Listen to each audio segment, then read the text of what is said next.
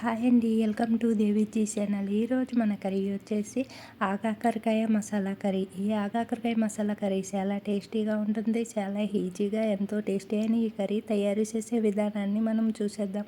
అలాగే chicken mutton తినని వాళ్ళకి ఈ కర్రీ చాలా బాగుంటుంది. చికెన్ మటన్ కర్రీ లాగే ఉంటుంది. టేస్ట్ అయితే అదిరిపోతుంది. మరి దీని తయారీకి కావలసినవి చూసేద్దాం. నేనైతే ముందుగా ఇలా ఆగాకరకాయలని 4 పచ్చిమిర్చిని 2 టమాటాలు, ఒక ఆనియన్స్, కొద్దిగా కరివేపాకు, కొద్దిగా కొత్తిమీర, అలాగే పోపు దినుసులు, ఆవాలు, జీలకర్ర, కొద్దిగా మినపప్పునైతే తీసుకున్నాను. నేను ముందుగా టమాటాలని ఆనియన్స్ని కట్ చేసి పేస్ట్ చేసి పెట్టుకున్న పక్కనే. ఇప్పుడు ఆకాకరకాయలని ఇలా ముక్కలుగా కట్ చేసుకున్నా. చూడండి, ఇలా పెద్ద ముక్కలుగా కట్ చేసుకున్న. ఇంకా బాగా పండిన సీడ్స్ని అయితే తీసేసిన. కొద్దిగా లేతగా ఉన్న సీడ్స్ని అలాగే ఉంచిన. ఇలా లేతగా ఉన్న సీడ్స్తో కర్రీ వండితే చాలా బాగుంటుంది. అలాగే ముదిరిపోయిన అంటే సీడ్స్ ఉంటాయి కదా, అవి తీసేసుకోవాలి. ఎందుకంటే కూరలో కరకరలాడతాయి. అందుకని ఇలా మగ్గినప్పుడు ఆ సీడ్స్ని తీసేసుకుని ఇలా లేతగా ఉన్న సీడ్స్ని ఉంచుకోవాలి. ఇప్పుడైతే ఇవన్నీ రెడీ చేసి పెట్టుకున్నాం కదా. ఇప్పుడు ఒక గిన్నె తీసుకుని స్టవ్ పై పెట్టుకుని స్టవ్ ఆన్ చేసుకుని ఒక 2 టేబుల్ స్పూన్లు ఆయిల్ వేసి ముందుగా ఈ కట్ చేసుకు పెట్టుకున్న ముక్కలను వేసి ఇలా ఫ్రై చేసుకోవాలి. చూడండి, ఇలా ఫ్రై అయిన తర్వాత వేరే ఒక ప్లేట్లోకి తీసేసుకుని మళ్ళీ అదే గిన్నెలోకి మరి 2 టేబుల్ స్పూన్లు ఆయిల్ వేసి పోపు దినుసులు, పచ్చిమిర్చి, కరివేపాకు ఇవన్నీ వేసి వేయించుకోవాలి. చూడండి, ఇందులోకి ఒక టేబుల్ స్పూను అల్లం పేస్ట్ని కూడా వేసి బాగా వేయించుకోవాలి. ఈ అల్లం పేస్టు ఆయిల్లో బాగా ఫ్రై అయ్యేటట్టు కలుపుకుంటూ వేయించుకున్న తర్వాత మనం ముందుగా రెడీ చేసి పెట్టుకున్న టమాటా ఆనియన్స్ పేస్ట్ ఉంది కదా,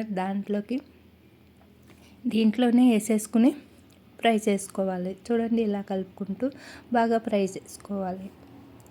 ఇలా బాగా ఫ్రై అయిన తర్వాత చూడండి, ఇలా ఈక్వల్గా అంతా కలిసేటట్టు బాగా కలుపుకుంటూ ఫ్రై చేసుకోవాలి. దీనికి ఈ మసాలా అనేది బాగా వేగిందన్న చూసినగా మనకి ఆయిల్ అనేది పైకి తేలుతుంది. చూసారా, ఇలా ఈ ఆనియన్స్ పేస్ట్ బాగా వేపడం వల్ల మనకి ఏ కర్రీకైనా సరే టేస్ట్ అనేది బాగా పెరుగుతుంది.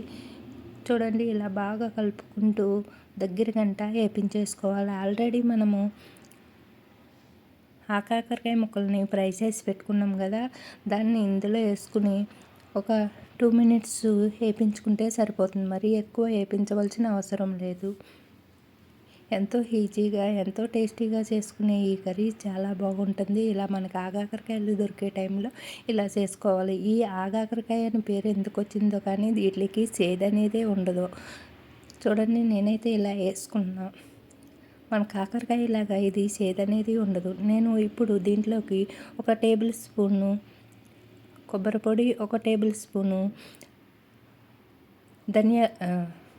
ఒక టేబుల్ స్పూను నువ్వుల పొడి అయితే వేసుకున్నా. ఇంకా ధనియాల పొడి అది వేసుకునే వాళ్ళైతే వేసుకోవచ్చు. ఇప్పుడు నేను దీంట్లోకి మనము ఆనియన్స్ పేస్ట్లోనే నేను సాల్ట్, కారం, ఇంకా పసుపు అనేది వేసి మిక్సీ పట్టేసుకున్నా కాబట్టి నేను ఇప్పుడు ఇందులో ఏమీ వేయలేదు. ఇప్పుడు ఇలా మూత పెట్టేసుకుని వాటర్ వేసుకున్నాం కదా, వాటర్ వేసుకున్న తర్వాత మూత పెట్టి ఒక 2-3 విజిల్స్ వచ్చే వరకు ఉంచేసేయాలి. 2-3 విజిల్స్ వచ్చిన తర్వాత ఆవిరంతా పోయిన తర్వాత మనము మూత తీసి చూడాలి. చూడండి, మనం కుక్కర్లో వండుతున్నాం కాబట్టి వాటర్ కొద్దిగానే వేసుకోవాలి. అంతేకాదు, ఇది తొందరగానే అయిపోతుంది. అలానే ఎంతో ఈజీగా కూడా అయిపోతుంది. చూడండి, ఇప్పుడు నేను మూత తీసి చూసేసరికి ఇలా అయితే ఉంది. ఇంకా మీకు దగ్గరగా ఇంకా గట్టిగా కావాలనుకుంటే ఒక 2 మినిట్స్ అలానే స్టవ్ ఆన్ చేసుకుని మంట మీద ఉంచితే ఇంకా దగ్గరికి అవుతుంది. నాకు ఇలా ఈ గ్రేవీతోటే కావాలని చెప్పి ఇలా అయితే చేసుకున్నాను. చాలా కలర్ఫుల్గా కనిపిస్తుంది కదా. ఈ వీడియో నచ్చితే లైక్ ఇవ్వండి ఫ్రెండ్స్.